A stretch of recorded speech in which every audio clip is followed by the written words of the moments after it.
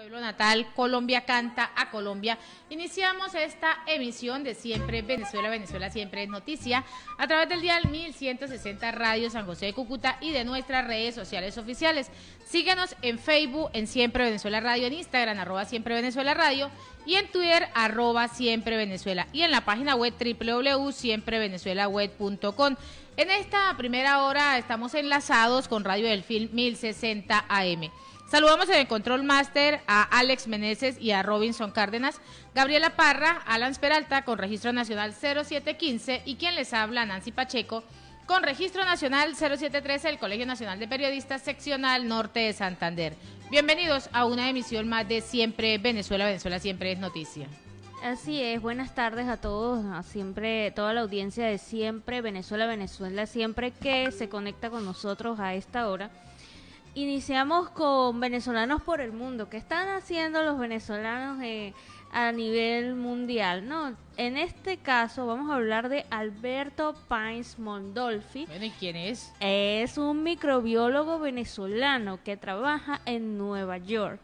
Él es el director científico de una investigación que se viene realizando para que la PCR ya no sea realizada por la nariz, sino a través directamente de la saliva. ¿Qué sucede? En este estudio no solamente se determinó que es igualmente fiable hacer esta prueba de diagnóstico del COVID-19 a través de la saliva, sino que también es mucho más económica. En Nueva York, los precios actuales de una PCR oscilan entre los $75 y los $200. La prueba que este científico venezolano microbiólogo está liderizando y está a muy poco de ser totalmente aprobada, costaría $30, de $30 a $35, y consistiría en que la persona deposite su saliva en un frasco. Así, tal cual, literalmente fácil, sencillo, sin incomodidades.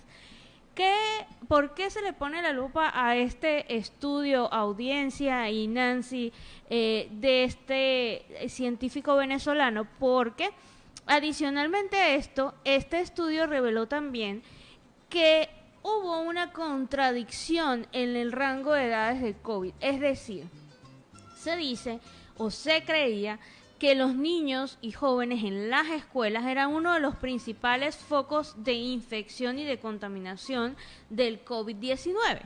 Este estudio ha revelado que es falso, que no son las escuelas un foco de contaminación del COVID-19, que por ser ese rango de edad de mínima infección y de mínimo, o sea, los niños, jóvenes y adultos que se contaminan en ese rango de edades suelen ser de síntomas leves o asintomáticos. Eso quiere decir que, según el estudio, 0.4% sería el aporte que haría una institución o un niño en ese rango de edad a los contagios masivos del COVID-19. Muy buen dato. ¿Esto qué trae como consecuencia? Que apoyan la decisión del gobierno del estado de Nueva York. El gobernante en Nueva York había anunciado que para el próximo año escolar él ya no quería educación remota, él ya quería educación presencial, porque se han venido presentando otras a los niños mentalmente, psicológicamente, han habido ciertos repuntes en ciertas patologías por recibir la educación remota. Este estudio iría acompañada de esa decisión, la apoyaría y aparte le daría tranquilidad a los padres y representantes de enviar a los niños a sus respectivas escuelas.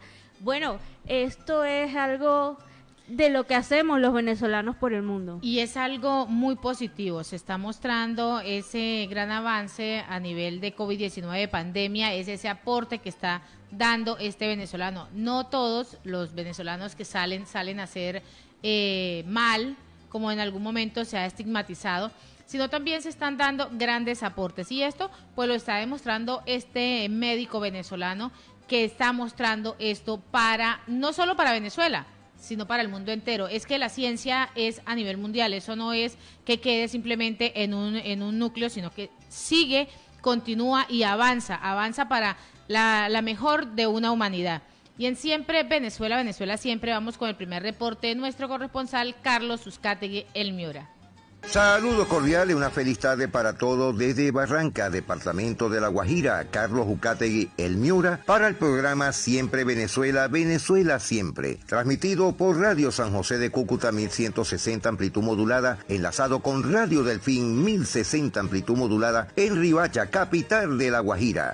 Ante todo, un cordial saludo a Nancy Pacheco, Alan Peralta y Gabriela Parra y a ese gran equipo de producción. 9.200 docentes de la costa atlántica a vacunarse durante junio. Personas de 40 a 49 años podrán agendarse. Arrancó alternancia con más de 3.500 estudiantes en el distrito Barranquilla. Ministro de Hacienda presentaría tributaria balanceada. Hogares de Barranquilla y Soledad con un déficit económico. El 30.6% de los colombianos han perdido la confianza en el país. Sede de la Universidad de Sabana Larga, Caribe, abrirán el segundo semestre del año. Orgullosa canción inédita de Diomedes Díaz para celebrar su natalicio. Va a la segunda defensa de Molano ante el Congreso. Cayó el alfil del Clan del Golfo, Tony, de la región Caribe, destruyendo de alcaldía de Sabaneta, del suroriente de Barranquilla. Santa Fe 0 al Junior 0. Cámaras de Comercio de la Costa Caribe lo dicen muy claro que los bloqueos de las vías nacionales tienen en jaque a los comerciantes. Hallan 2 cadáveres dentro de un motel en el centro de Barranquilla. En Cali, la marcha del silencio transcurrió de manera pacífica. Iván Duque Márquez anuncia medidas para reactivar y desbloquear Buenaventura. Córdoba, Sucre en alerta roja por creciente del río Arauca. Sucre en alerta roja por ocupación de camas UCI. Flexibilizar toque de queda para reactivar la economía en Valledupar. 2 buques de gran calado ingresan en condiciones extremas en zona portuaria de Barranquilla. Disturbios en la calle 17 CAE y buses fueron vandalizados. Más de 300 colegios y hospitales del distrito producen ya su energía solar. Ministro de Hacienda urge recursos para financiar ingreso solidario. Detectan variante andina del COVID-19 en el Valle del Cauca y Popayán. Inician operativos en Riohacha, Guajira, para controlar a migrantes y atacar la delincuencia. Hombres armados asaltaron a trabajadores de la Fundación al servicio de la EXI Anas Guayú. Delincuentes atacan tubería madre del acueducto del corregimiento El Totumo. Incautan 34 palaraguatas en la vía Maicao-Riohacha. Agricultor de 71 años fue hallado muerto en una finca rural en Urumita. Reportan 165 nuevos casos y 6 fallecidos en La Guajira. Extienden ley seca y toque de queda hasta el 31 de mayo en Riohacha, La Guajira. Presidente de Sama Manaure pide la intervención de las autoridades en conflicto laboral de la empresa salinera Big Growth Manaure. Siguen negociaciones para levantar los bloqueos al relleno sanitario en Riohacha. Incendian Palacio de Justicia de Tuluá durante la noche de ayer. Por falla, municipio de Villanueva se libra de pagar más de 2.000 millones de pesos por el alumbrado público. Realizan jornada sobre la afiliación a riesgos laborales en Mercado Nuevo de Riohacha. Capturado cuando pretendían robar luminarias y postas de alumbrado público en Hato Nuevo. Ya tenían 7 postas en el suelo. Socializan actividades del Plan de Intervenciones Colectivas 2021 en el municipio de Barranca, La Guajira. Corte llama a la sección técnica por la situación de niños guayú. Este viernes harán plantón cultural en la glorieta de la Virgencita de Fonseca. Roban en Maicao el almacén del alcalde Mohamed Dazuki. Diálogo para poner fin al paro, pero está tomando impulso. Cines de Colombia vuelven a posponer sus reaperturas de su sala. Migración Colombia negó la entrada al país a delegado de los derechos humanos. Objetivo de la empresa Bimbo Colombia para el 2025 es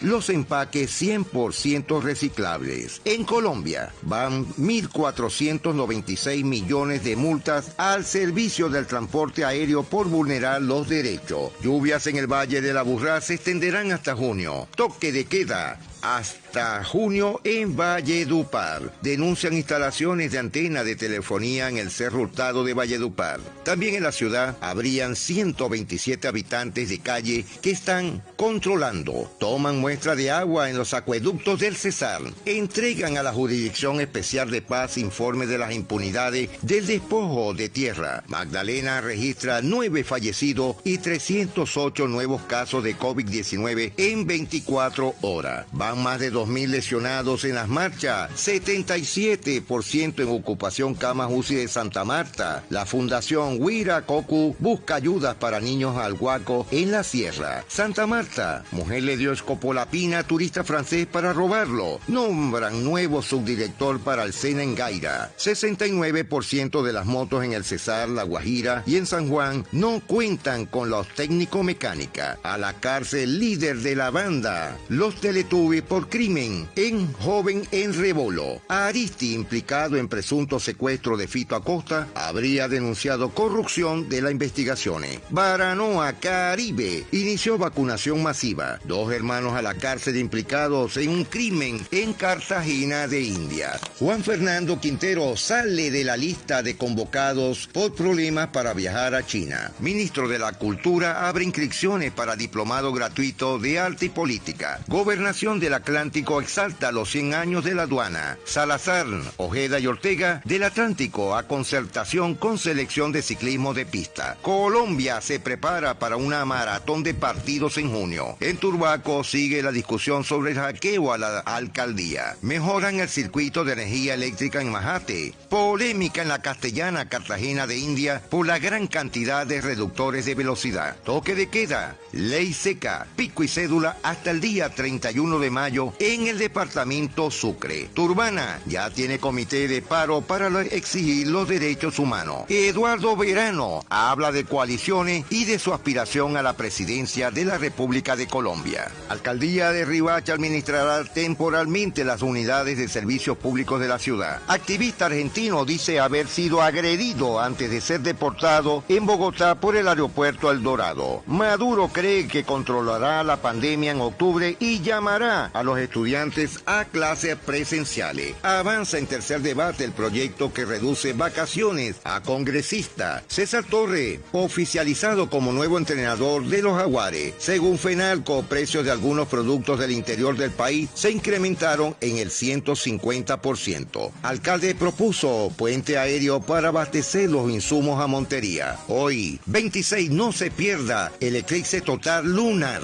Después de Venezuela, Colombia es el segundo país en negar entrada a los derechos humanos. 5 capturados en la recta Palmira-Cali por cobro de peajes ilegales. Exalcaldesa de Salamina espera condena por contratación indebida. Falsa misión médica transportaba drogas hacia Manizales. Jorge Hernán Botero Restrepo, nuevo cónsul en España en el eje cafetero. Miguel Ceballos confirma que será candidato presidencial. Firma de abogado presentará denuncia penal contra Gustavo Bolívar. Y ya hallan al primer jaguar en el suroeste de Boyacá. Carlos Ucategui el Miura retornando a los estudios.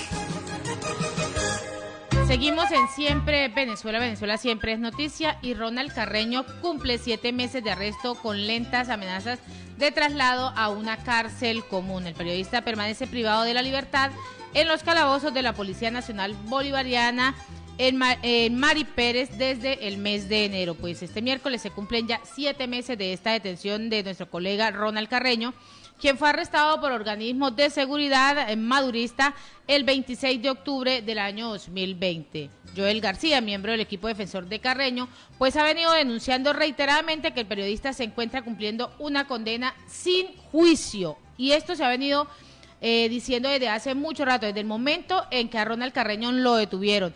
Pues este proceso judicial no ha llegado siquiera a la segunda fase. Es más, al abogado, a Joel García, no se le ha permitido tampoco tener esas pruebas que lo están inculpando, esas que le montó el gobierno de Nicolás Maduro. Ronald Carreño, quien fue detenido el 26 de octubre del 2020, con los activistas de Voluntad Popular, Jefferson Sarcos y Elías Rodríguez, a quienes dejaron en libertad un día después. El artículo 309 del Código Orgánico Procesal Penal establece que una vez presentada esta acusación, la audiencia preliminar debe ser fijada en un lapso no superior a 20 días ni inferior a 15 días.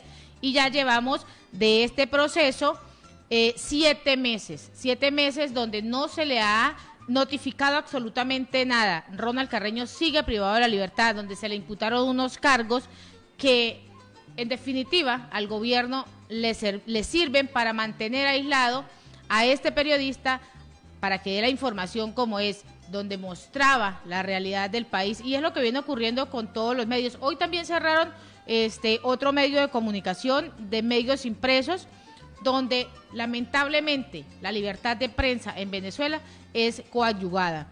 Y en Siempre Venezuela, Venezuela Siempre. En estos momentos, audiencia de Nancy, nos vamos con el reporte de nuestro compañero Alan Peralta.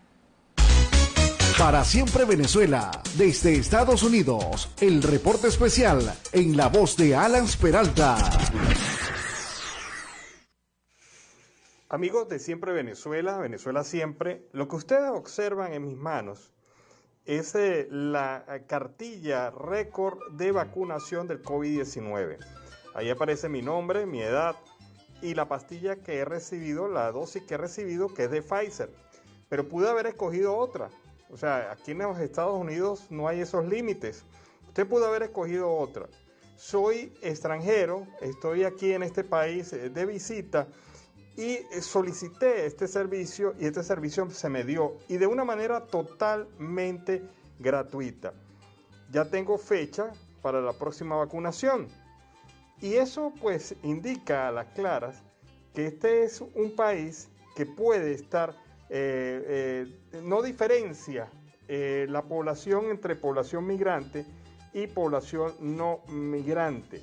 Esta es una situación que de verdad les demuestra a ustedes cómo se toma aquí muy en serio el plan de vacunación en este país y cómo, a diferencia de países como Venezuela, esta situación no ocurre.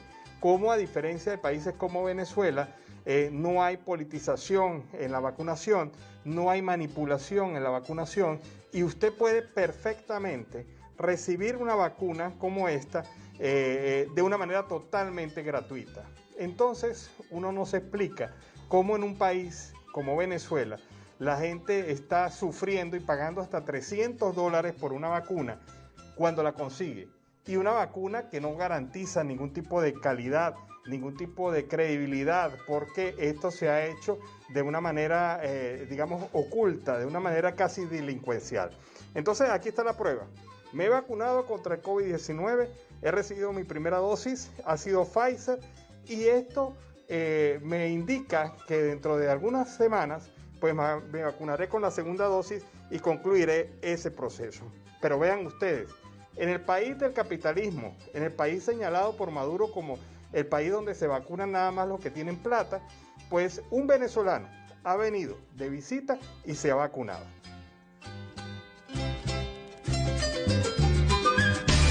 Este fue el reporte especial en la voz de Alan Peralta desde Estados Unidos.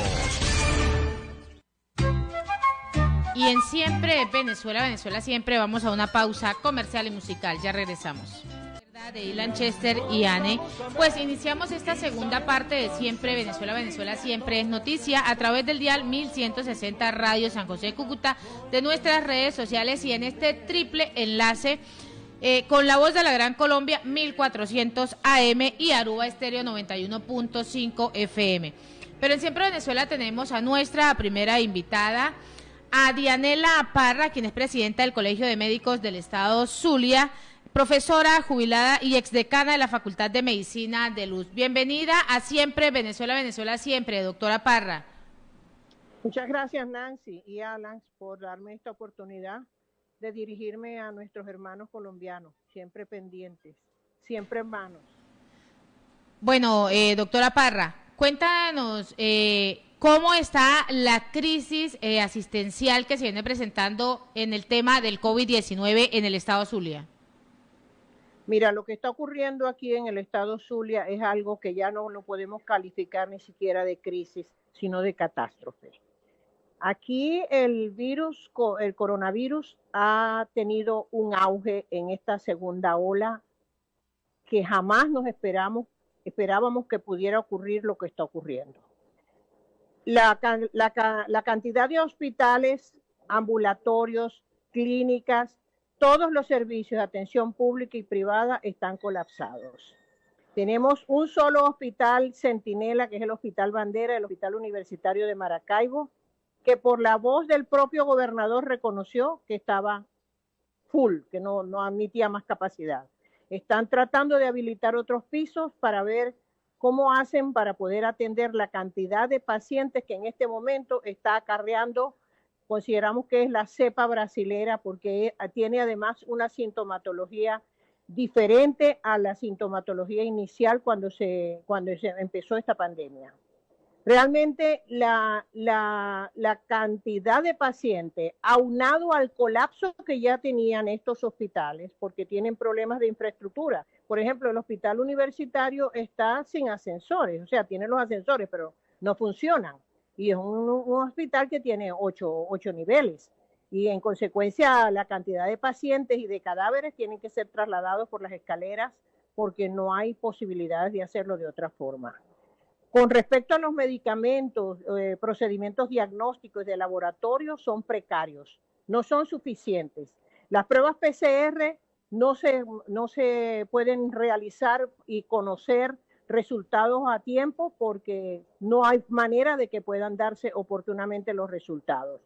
Los medicamentos específicos para el virus, como el Remdesivir, que lo están utilizando como específico, son inalcanzables. Es decir, el sueldo de un profesional en este país está en promedio de $9 y el sueldo mínimo no llega a $1 al mes. Estoy hablando al mes. De manera que no hay posibilidad de que ningún paciente de clase pobre, media o mediana alta pueda adquirir medicamentos. El oxígeno no ha dado abasto, no hay déficit de oxígeno. Sin embargo, en los hospitales todavía existe el oxígeno, pero hay muchos pacientes que prefieren quedarse en su casa para no tener que ir a sufrir los martirios de estar en un hospital. De manera que en ese sentido es una catástrofe porque muere gente en su casa, no hay cómo transportarse. Quien tenga un paciente en su casa no puede salir a comprar gasolina, ni a comprar medicamentos, ni a buscar ayuda porque no hay gasolina. No hay manera de que pueda regular el servicio de gasolina, pueda regularse el servicio de gasolina en este estado petrolero, que es lo más doloroso. Porque nosotros somos el primer estado productor de petróleo del país. Éramos la meca de la producción petrolera, lo máximo. Bueno, aunado a eso tenemos ya la vacuna. Ya vemos que todos los países, inclusive allí en Colombia, han vacunado unos cuantos millones de colombianos.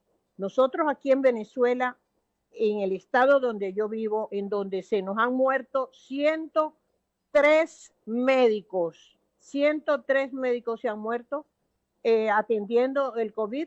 No hay manera de que el gobierno responda para que pueda garantizarse la vacuna del personal que está atendiendo la pandemia y de aquellos que dieron la vida, que están jubilados, que pasan de 60 años y que también están dentro de la primera fase del Plan Nacional de Vacunación, tampoco los vacunan a ellos. Es una catástrofe. Si tenemos la vacuna, ya nosotros pudiéramos tener la mitad de la población de este estado, que somos 4 millones, deberíamos estar ya vacunados. La vacuna salió desde enero, desde febrero. ¿Y por qué en este mes de mayo, ya entrando a junio, aquí la cantidad de vacunas que llega son 3.000 dosis, 5.000 dosis? O sea que no hay manera de que se puedan garantizar la cobertura de la población si no se toma interés en garantizar esto, pues en garantizar las vacunas. Es bastante complicada la situación. Todo está complicado. Doctora, una pregunta. Con respecto a el déficit de vacunas, el ministro de la Salud hablaba de que a nivel nacional ya se había cubierto el 70% del personal médico. Sabemos que eso no es así, pero ¿conoce casualmente qué porcentaje de sanitarios, de personal sanitario en Zulia, en su estado, habría podido ser vacunado hasta la fecha? Nosotros tenemos un censo que realizamos con el personal médico y el alcance es del 8%, el alcance de la vacuna. No sabemos si el ministro lo están engañando o es que está mintiendo, porque es primera vez que sale dentro de toda la epidemia que hemos vivido aquí.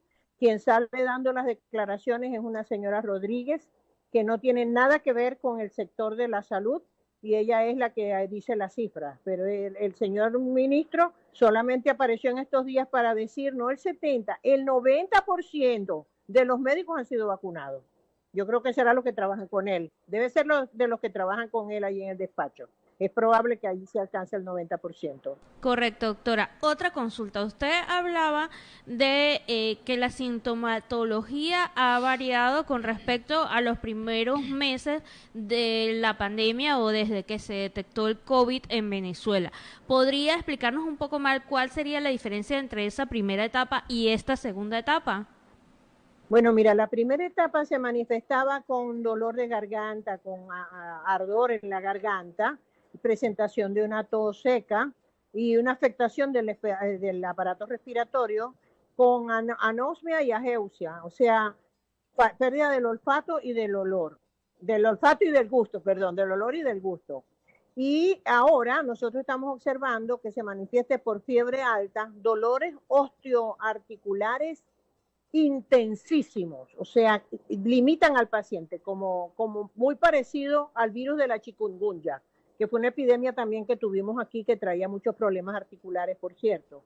Y otra diferencia es que la persona mejora en 4 días, o sea, no hay toque del árbol respiratorio, sino que dan sus dolores articulares, fiebre alta, dolor de cabeza, y hasta allí llega la enfermedad. Pasa el proceso de acné, digamos así, de mayor sintomatología y luego regresa. Siempre y cuando, por supuesto, que no sean pacientes que tengan enfermedades sobreagregadas o que estén inmunológicamente deprimidos, que pueden complicarse entonces sí con afecciones renales, afecciones respiratorias o de otra naturaleza. Tiene un comportamiento es más virulento porque es más contagioso. El contagio aquí, cada familia tiene por lo menos 2 o 3 personas entre los más allegados que están enfermos. Nosotros tenemos un altísimo número de enfermos en este estado y de mortalidad. Esas cifras que dice la señora Rodríguez, esas cifras o la están engañando o está mintiendo, porque no se compaginan para nada con la realidad que nosotros estamos viviendo. Aquí en el Zulia no mueren menos de 15 personas por día. Y baja las cifras de lo que ellos mencionan en la noche y tiene o ninguna o si acaso dos muertes en el Zulia. Y eso también está trayendo como consecuencia que las personas se relajan, o sea, no se están cuidando, no están llevando correctamente el tapabocas, no están cuidando las medidas de distancia social, de distancia física, ni están, por supuesto, lavándose las manos. Que ese es otro tema, Anaí. Nancy. El tema doctora Parra, en medio de toda esta catástrofe, como usted lo ha calificado, del COVID-19, ¿cómo se está manejando las cifras que el gobierno está camuflando, como lo decimos los colombianos, camuflan la cifra porque las cifras reales que se ven son otras, según el parte médico? El gobierno de Nicolás Maduro sale a decir que han llegado en los últimos días 1.300.000 vacunas, pero que de esa cifra también viene desmintiendo el presidente interino Juan Guaidó. ¿Cómo le amerita a usted esa cifra, 1.300.000, si las vacunas en algunas ocasiones vienen 2 dosis y una sola dosis? ¿Cómo y en qué distribución las están realizando? Fíjate, nosotros tenemos una población de alrededor de 24 millones de habitantes y las 2 dosis significarían 48 millones de vacunas, o sea, 48 millones de dosis, porque sería primera y segunda. Ponle que nomás que vacunemos el 70%, necesitaríamos como 14, 15, 16 millones de vacunas. El presidente interino Juan Guaidó ciertamente agilizó, facilitó, flexibilizó las medidas administrativas para que se pudieran utilizar recursos de los que tiene congelados la Oficina de Administración de Finanzas Foránea, que es la OFAC en Estados Unidos, para que ellos pudieran flexibilizar las medidas y poder disponer de los millones necesarios para cancelar la deuda que tiene Venezuela con la OPS, para que pudiera ingresar en el sistema COVAX, o sea, el sistema de corporativo para la administración y la dotación de las vacunas. Esto ha venido siendo negado por el señor Nicolás Maduro, ha venido siendo negado por él y ha tratado de incorporar acá en el país, de introducir en el país una vacuna que la llaman la soberana, no sé cómo la llaman los cubanos, como una especie de ensayo que se quiere hacer aquí en el país. Y por supuesto que todos se han negado, todo el mundo se ha negado, hay una campaña fuerte de negarse a recibir esa vacuna y en consecuencia no la han podido ingresar. Están colocando la vacuna china. La vacuna china ha traído como consecuencia, tengo la información de los médicos residentes de uno de los hospitales más asistidos aquí, que es el Hospital Adolfo Pons, que vacunados cayeron enfermos todos. Ellos me dijeron, doctora, nosotros no nos daba ni coquito. Nos pusieron la vacuna y hemos caído todos con el COVID. Probablemente ya estaban contagiados, porque la vacuna daría inmunidad a los 21 días después de la segunda dosis. Entonces, aquí nosotros no tenemos a quién creerle. Nosotros no podemos creerle al régimen, porque si el régimen efectivamente tuviera interés en este pueblo que está muriendo de hambre, mira, el agua que está llegando, que llega cada 15 días, es barro. No se puede tomar ni siquiera para lavar los baños, porque se manchan. Si tuviese interés verdaderamente, en lugar de estar pasando por las aduanas la cantidad de alimentos importados que hay aquí, tú puedes llegar aquí a los supermercados que ellos han montado, porque hay una cantidad de market nuevos y se llaman market, flea market, supermarket, que tienen productos importados costosísimos. ¿Cómo es que pasan esos productos y nosotros no podemos tener vacunas aquí? ¿Cómo es que compran armas y nosotros no podemos tener vacunas aquí? ¿Cómo es que financian a Cuba y nosotros no podemos tener vacunas aquí? Ellos viven haciendo donaciones, haciendo concesiones, cambiando petróleo, cambiando cubanos por petróleo, y nosotros aquí padeciendo la calamidad de que pudiéramos tener a la mano ya la solución para erradicar esta pandemia, y lamentablemente no hay voluntad política por parte de los que están en este momento ejerciendo el gobierno. Esa es la verdad.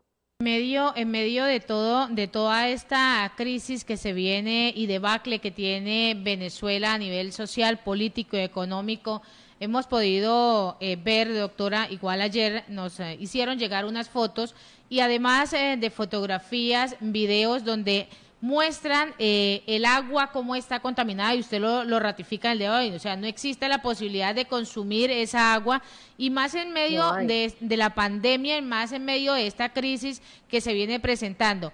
Pero nos tiene una pregunta. En medio de todo de esta catástrofe en el estado Zulia, donde usted se encuentra en este momento, nos preguntan que cuántas camas UCI operativamente están en el Hospital Universitario de Maracaibo. Mira, ellos tienen una unidad de cuidados intensivos, que es la unidad que nosotros siempre habíamos manejado, que es una unidad de 12 camas. Estaban funcionando 7, pero ellos abrieron una nueva unidad de cuidados intensivos para los cubanos, que desconocemos cuántas camas tienen allí. Una unidad nueva que abrieron, y ahí están atendiendo casos COVID.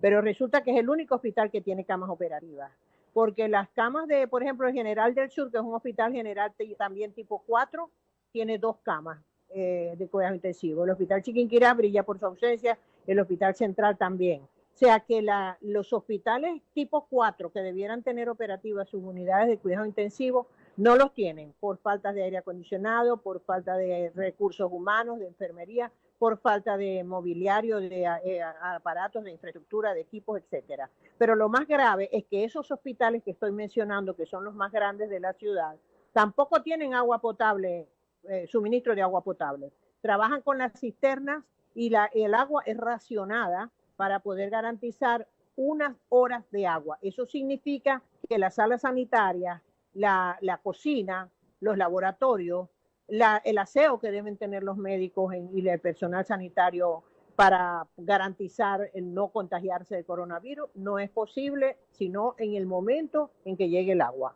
como una novedad. Aquí es una novedad cuando llegue el agua, y cuando llega en las condiciones en que estoy describiendo, y por el contrario entonces hay que comprar camiones cisterna, que a lo mejor hasta es un negocio del mismo gobierno, porque todo lo hacen un negocio, camiones cisterna para poder garantizar el servicio de agua de consumo. Pues siempre hay que hervirla, pero es de consumo. Doctora Parra, ya finalizando, ¿cuál es esa reflexión suya como médico y además como gremialista en esta situación tan compleja? Mira, yo de verdad que nosotros en este momento estamos viviendo la etapa más difícil de la vida gremial y del ejercicio de la medicina. Nosotros ya veníamos denunciando que estábamos en precarias condiciones y nos alcanzó la pandemia.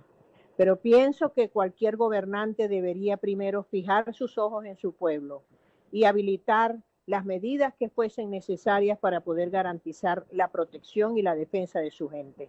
Y aquí no, lamentablemente no estamos contando con eso. Nosotros hemos escrito al gobernador del estado 3 oficios, los hemos consignado en su despacho, con el listado de 802 médicos que requieren vacuna porque están en primera fila o porque tienen más de 60 años o porque tienen enfermedades preexistentes, todas dentro de la primera fase del Plan Nacional, y lamentablemente no nos han respondido ni una sola letra. Al igual han hecho las clínicas privadas exigiendo la vacuna y tampoco les responden ni una sola letra. Es decir, gobierno que ignora a su pueblo no merece ser gobierno. Doctora, queremos agradecerle por la participación en esta emisión de Siempre Venezuela, Venezuela Siempre es Noticia a través del dial 1160 Radio San José de Cúcuta. Desearle los mejores éxitos y que siga trabajando por esa comunidad, además en medio de toda esta situación tan compleja. Que tenga una excelente tarde. Amén. Muchas gracias, Nancy. Siempre Venezuela, Venezuela es noticia a través del dial 1160 Radio San José de Cúcuta, de nuestras redes sociales y en enlace con la voz de la Gran Colombia 1400 AM y Aruba Estéreo 91.5 FM. Y en Siempre Venezuela vamos a una pausa comercial y musical. Tema Mi Bella Historia de Carlos Mata, pues muchos han sacado o han lanzado su cédula. Así lo han denotado acá en el estudio, acá ya están diciendo, bueno, y eso mismo nos dice nuestro compañero Alan Peralta, soltaron la cédula. Seguimos en Siempre Venezuela, Venezuela Siempre es Noticia a través del dial 1160 Radio San José de Cúcuta, de nuestras redes sociales y en los dos, en ese triple enlace que tenemos con la voz de la Gran Colombia y Aruba Estéreo 91.5 F. Tenemos en línea telefónica a nuestra segunda invitada, a Jania Salazar, quien es la presidenta del Colegio de Enfermeras en el estado Zulia. Jania, bienvenida a Siempre Venezuela, Venezuela Siempre. Buenas tardes. Buenas tardes y muchas gracias a ustedes por esta invitación a Venezuela, Venezuela. Bueno, Jania, vamos a hablar de un tema bien álgido que se está presentando en estos momentos, aparte de tener la crisis social, política y económica que tenemos en Venezuela, es el tema de la pandemia. ¿Cómo en el estado Zulia los enfermeros y esta parte de enfermería están manejando todo este tema? Bueno, este tema es bastante, para nosotros fuertísimo, porque nosotros somos el segundo estado más importante de Venezuela y quizás el más rico por ser un estado petrolero. Y sin embargo, en la práctica somos el estado más pobre de toda Venezuela, porque nos han maltratado muchísimo quienes han administrado los recursos y la riqueza de Venezuela. Nuestros hospitales y sobre todo el Hospital Centinela de Maracaibo, que fue un hospital modelo y de referencia en Latinoamérica, hoy en día pues da tristeza de ver que nosotros no estamos ni seguimos en la capacidad para poder seguir atendiendo a la población zuliana con el tema del COVID. Se quedó pequeñito nuestro hospital para poder atender todos los casos. Estamos hablando de que tenemos un hospital donde tenemos un déficit muy importante de más del 40% de profesionales de enfermería para ese hospital, donde la capacidad y las camas son deficientes, donde no tenemos suficientes insumos para poder atender a los pacientes, ¿no? Carecemos también del tema del oxígeno, que se nos hace ya imposible poder cubrirle a todos nuestros pacientes esa necesidad de oxígeno, las bombonas de oxígeno para nuestros pacientes. Por ejemplo, en una unidad de emergencia donde podemos tener 80 pacientes, tenemos para una emergencia, tenemos atendiendo a unos 5 médicos y 3 enfermeras. Eso significa que viene siendo como el 1.65% de capacidad, o sea, de enfermeras para esa área, donde posiblemente necesitaríamos unas 15 a 18 enfermeras para atender esos pacientes en una unidad de choque o una unidad de emergencia, ¿no?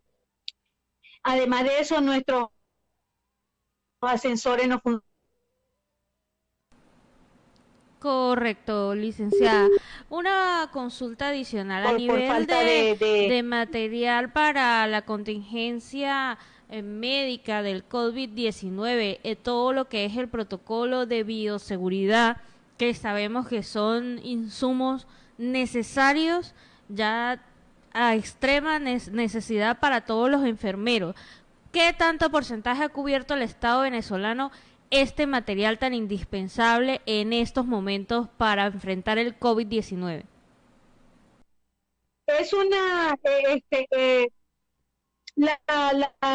¿cómo les puedo explicar? En un día podrían tener insumos o equipos de bioseguridad. Es muy inestable, ¿no? Porque hay momentos en que no tienen y hay momentos que sí pueden tener. Entonces, no sabemos en qué momento pueden rendir. En este momento, la deficiencia, podríamos hablar de que tendríamos una deficiencia de un 60% de equipos de bioseguridad, porque lo ideal sería que todo el personal que trabaja en el Centinela gocen del equipo para protegerlo, ¿verdad?, contra el COVID. Ahí lo que se ha logrado es prácticamente que ese personal de salud, sobre todo las enfermeras, los médicos y eso, les hayan vacunado. Ese protocolo sí lo han cumplido y hay que reconocerlo.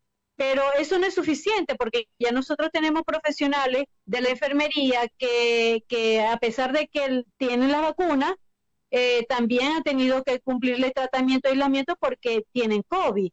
Entonces, es decir, que igualito, así estén vacunados, ellos necesitan la protección. Además, ellos pueden ser un foco de contaminación para llevar el virus a sus hogares. Entonces hay que tener mucho cuidado y sobre todo más con ellos porque ellos con eso no es que se ha solucionado el problema. Aquí la población zuliana no ha sido vacunada. Solamente yo diría que un 75% del personal de salud ha sido vacunado, pero nos falta todavía muchos ambulatorios, ¿verdad?, que no los han vacunado al personal de salud y tampoco el personal de salud de las clínicas.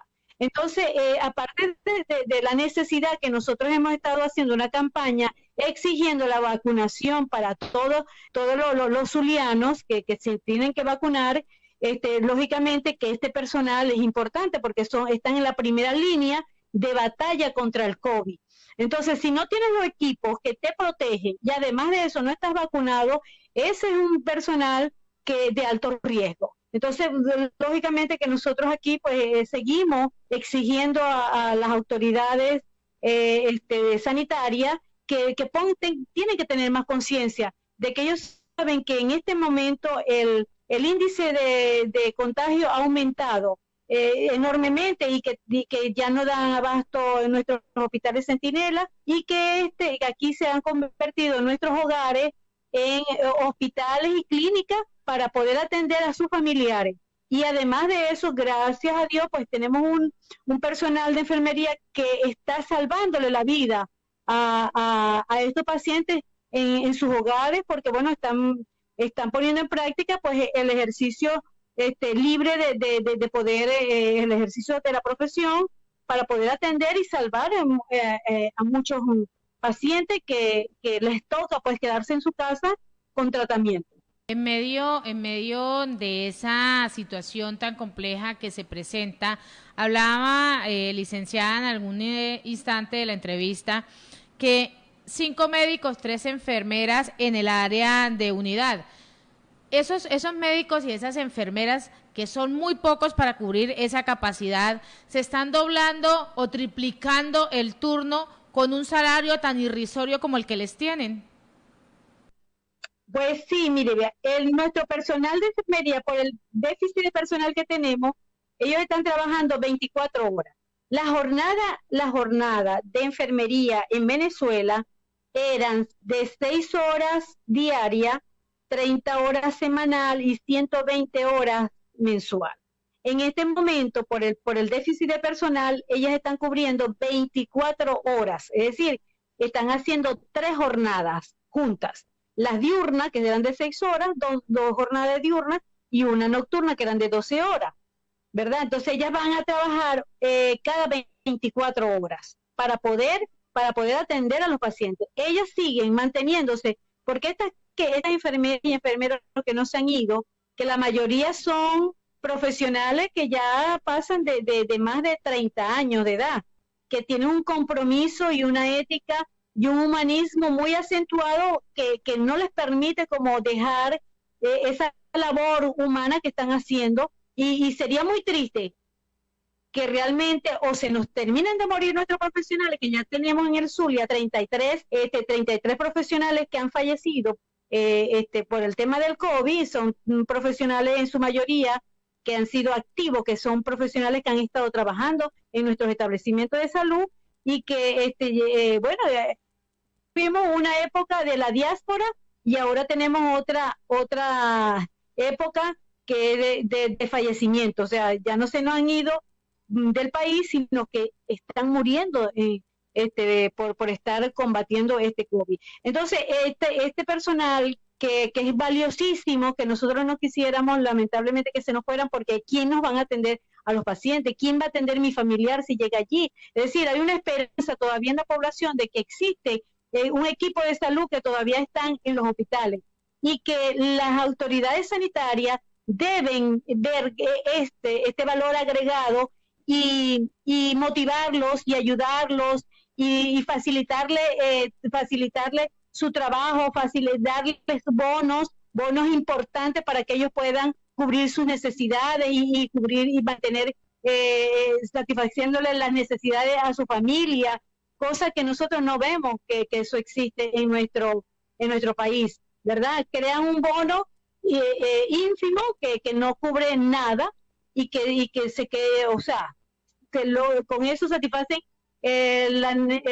las políticas gubernamentales. No, tiene que ser en base a lo que es el costo de la cesta básica, para que ellas puedan seguir, o sea, motivándolo con la parte económica sería muy importante, porque nuestros profesionales y nuestros familiares también se están enfermando, y si ellos tienen cómo cubrir también los medicamentos y todo eso, eso sería de gran ayuda para ellos. Entonces, bueno, la verdad que un estado rico, ser un estado rico pero pobre en la práctica, eso es muy triste para nosotros los zulianos, que se le ha dado tanto a Venezuela por tener tantos recursos naturales que siempre le dio, y en este momento pues estamos en el fracaso y en la catástrofe sanitaria, de verdad que sí. Es ese llamado que desde la presidencia del Colegio de Enfermeras le realizan al Ministerio de Salud y al gobierno de facto de Nicolás Maduro? Bueno, en primer lugar, no es fácil, o sea, hoy puedo decir que necesitamos enfermeras y enfermeros, ¿verdad? Porque el déficit es demasiado, o sea, por decirle algo, mire, el hospital universitario ahorita tiene un déficit de 2.989 enfermeras y enfermeros, ¿ok? No es fácil conseguir enfermeras, al menos que tenemos muchas que ya han abandonado los trabajos para hacer su ejercicio profesional, si las autoridades sanitarias crean un bono, porque el sueldo es una discusión de convenio colectivo, pero sí pueden crear en este momento urgente un bono, ¿verdad?, que esté más o menos, que puedan cubrir sus necesidades básicas, y puede estar alrededor entre los $300 a $400 para aquellos profesionales que están activos, que estén trabajando en todos los establecimientos de salud, ya sean hospitales y ambulatorios. Eso sería una motivación para que no se terminen de ir, porque todos los días renuncian enfermeras y enfermeros de nuestros hospitales. ¿Ok? Eso sería otro. Segundo, tomar en cuenta que ese personal que está trabajando 24 horas necesitan que les habiliten los comedores y les habiliten los transportes, ¿verdad? Hay que facilitarle al máximo la vida para que ellos puedan seguir laborando. Si tienes un comedor, si tienes un comedor allí, donde ellas puedan garantizarles su alimento las 24 horas, eso es de gran ayuda. Un transporte donde las lleven, las vayan a buscar a su casa y las lleven al hospital y luego las regresen a sus hogares para que ellas puedan descansar y luego volver a ir a trabajar, eso sería de gran ayuda. Y por supuesto, los equipos de prevención personal sería indispensable que nunca le falte. Sumado a eso, por supuesto, los insumos, porque es muy frustrante cuando uno está trabajando 24 horas y no tienes los insumos, los medicamentos para poder tratar a ese paciente que tienes hospitalizado. Uno tiene una gran responsabilidad de poder ayudar a la salvación de esos pacientes, y si no tienes nada, entonces prácticamente nosotros estamos para prender y apagar las luces, porque es difícil poder nosotros realmente dar atención de enfermería, que somos los que estamos allí permanentemente cerca de ese que está sufriendo, y no solamente el paciente, sino el familiar, ese familiar que se siente impotente de ver que es poco lo que nosotros podemos hacer para salvar la vida de los pacientes. Entonces, básicamente, ese sería el llamado que nosotros le tenemos que hacer. Tiene que tomar conciencia. Venezuela tiene como poder cubrir esas necesidades básicas. Un bono, ¿verdad?, que pueda cubrir las necesidades básicas de los trabajadores, de la salud en este momento. Luego, tener los comedores habilitados para que ellos puedan alimentarse las 24 horas que están trabajando, que puedan tener hidratación, que haya un buen clima, que tengan, por supuesto, el cuarto que cuando les toque descansar tengan donde descansar, porque aquí los baños están colapsados, aquí no hay agua potable por tubería, la limpieza. Entonces, hay una serie de situaciones que tienen la responsabilidad de las autoridades sanitarias de que eso mejore, pero eso está solamente en las manos de ellos. Ellos son los que, porque nosotros tenemos el personal científico preparado para atender a los pacientes, pero no tenemos nosotros ni el recurso económico, ¿verdad?, ni somos empleadores para nosotros poder resolver ese tipo de problemas, que es responsabilidad de las autoridades sanitarias y, por supuesto, la máxima autoridad que está en Miraflores, ¿verdad?, que él resuelva, porque él tiene. Aquí no pueden venir a decir que están quebrados, que no. Aquí en Venezuela hay dinero, hay suficientes recursos económicos para poder solventar los problemas básicos, que es la salud, la educación, la seguridad, los servicios básicos, todo eso hay. Que no han tenido el interés de solventar, ya es otro tema, pero de que hay, porque el país es rico y el país, los recursos de Venezuela no puede solamente ser para un grupito, no, ese recurso es de todos los venezolanos, y nosotros como venezolanos tenemos el derecho de reclamarle a ellos que están administrando los recursos de Venezuela. Entonces, eso sería lo básico y lo más sencillo para que mañana mismo, si ellos quieren resolverlo, mañana mismo empiezan a dar orden y a bajar los recursos para solventar y evitar que se sigan muriendo. La campaña que ha estado haciendo la Intergremial de Salud ante las autoridades sanitarias, vacuna, ya ese tiene que ser también una obligación constitucional. Ellos tienen que cumplir con esa orden constitucional, que es garantizarle la salud a todos los venezolanos. Eso está en el artículo 83, 84 y 85 de nuestra Constitución. Esa es una obligación de ellos. Yo no tengo que pedirle, nosotros no tenemos que pedirle el favor de hacer lo que a ellos les corresponde hacer. Esa es la labor. Para eso se comprometieron con todos los venezolanos, ¿verdad?, a gobernar, pero gobernar de forma eficiente, no el desastre que han hecho hasta este momento. Porque el caos que tenemos nosotros, la catástrofe que tenemos nosotros, eso tiene nombre y apellido, eso tienen los responsables, y todo el mundo sabe quiénes son los responsables de cómo Venezuela, ¿verdad?, ha llegado a este quiebre en el país. Entonces, la solución para mí es sencilla, solamente hay falta de voluntad y tener ganas de solucionar y pensar un poco pues, del hijo de Huambimba, de ese que está más necesitado, de ese que no tiene cómo ir a una clínica, el que no tiene a ese que somos todos, porque ya ahora todos somos hijos de Guambimba, todos somos hijos de Guambimba, porque cualquiera aquí no tiene como ir a una clínica, a una unidad de cuidado intensivo, ¿verdad? Porque se mueren y quedan con la deuda. Esa es la realidad de lo que estamos viviendo aquí en Venezuela. Y eso no le gusta a las autoridades sanitarias, a los demás que se lo digan. Pero esa es la verdad, aquí todo el mundo lo sabe. Lo que pasa es que no todos lo pueden decir, pero esa es la realidad de lo que nosotros estamos viviendo en Venezuela. Muchísimas gracias por participar en esta emisión de Siempre Venezuela, Venezuela Siempre, a través del dial 1160 Radio San José de Cúcuta. Esta plataforma está diseñada para eso, para dar todo este tema censura que en Venezuela no se puede dar. Siempre están abiertas las puertas para usted y para todo el gremio médico para que dé esos puntos de vista. Que tenga una excelente tarde. Dios le bendiga. Dios me los bendiga a ustedes y me los proteja de cualquier virus por allí. Eso tiene que irse, algún día se tiene que ir. Y vamos a rezar y a orar porque se vaya, porque nosotros no vamos a vivir toda la vida como estamos ahorita. Bueno, un fuerte abrazo, que Dios me los bendiga a todos los venezolanos y a Colombia también, la queremos muchísimo. De verdad que nosotros queremos a nuestros hermanos colombianos como no tienen idea. Y más porque han recibido a nuestros venezolanos que están allá, lo han recibido también con los brazos abiertos y muchas gracias por eso, por esa solidaridad. Muchísimas gracias. Y así hemos llegado al final de una emisión más de Siempre Venezuela, Venezuela Siempre es Noticia, a través del dial 1160 Radio San José de Cúcuta, en este triple enlace con la voz de la Gran Colombia, 1400 AM, 91.5 FM, Aruba Estéreo. Agradecer en el control máster a Alex Meneses y al señor Víctor Márquez. Gabriela Parra, Alan Peralta con registro nacional 0715 y quien les habló, Nancy Pacheco con registro nacional 0713 del Colegio Nacional de Periodistas Seccional Norte de Santander. Hasta mañana. Hasta mañana.